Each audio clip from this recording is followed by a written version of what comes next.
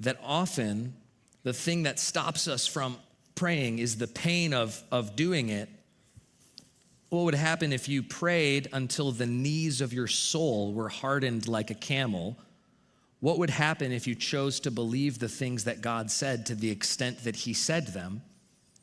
What would happen if you treated God like an actual father who can actually hear you and is actually considering the things that you are actually asking?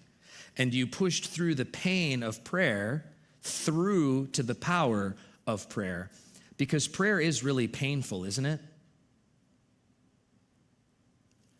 It's really hard to pray to God for something that you've already asked for, because you have to come to grips with the fact that he said no or wait. And it made sense to you to get married at that time, or to not get divorced at that time, or to not have that childhood trauma.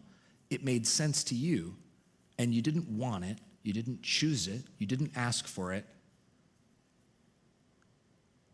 but you did ask for it to not be there, and God said no, or he said wait. And you have to come to grips with the fact that that happened and ask again, and that's painful, and it's hard. And that pain is the thing that stops so many people from seeing the power of God in their life, because they're unwilling to press through it and to say, God, would you change your mind or would you change mine?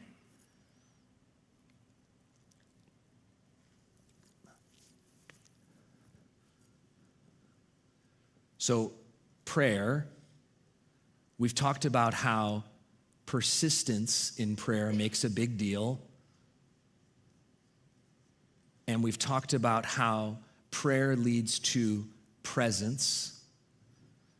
And we've talked, don't worry if you're OCD, the next one starts with a P too. It's okay, I got you. We talked about how prayer leads to power, and how often in a journey of praying for something, there is a significant pain that comes somewhere. And we either stop, or we, as Charles Spurgeon said, get on the knees of our soul. And like the theologian said of James, we just pray through the pain until we are hardened and we bear the marks of stunning faith that would not relent and would not give up, because we believe by faith that God does the things that he says he's going to do.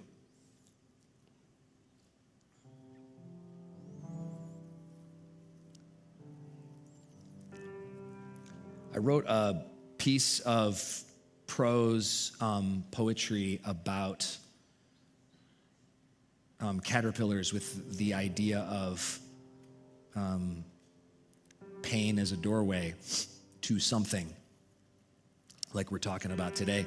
I'd like to read it to you. Does the caterpillar look at the butterfly and see its future, or does it see a different species? Is the caterpillar so focused on leaves and legs and life that it doesn't have insect instincts? What does the caterpillar think when it sees the cocoon? Claustrophobia, pain, patience, mystery, rest. When the caterpillar makes the cocoon, does it know it's making a coffin for the old version of itself? Does it know that the mirror will never again look the same? Does it know how long it will take?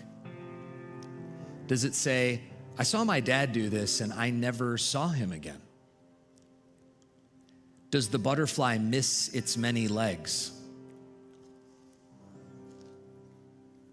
Does the butterfly look at the caterpillar and think, that used to be me?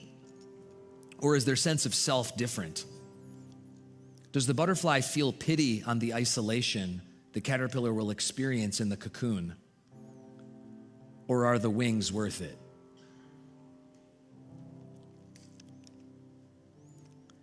And I wonder what God wants to do in your life this year through pressing through the pain of prayer, through to the power of prayer.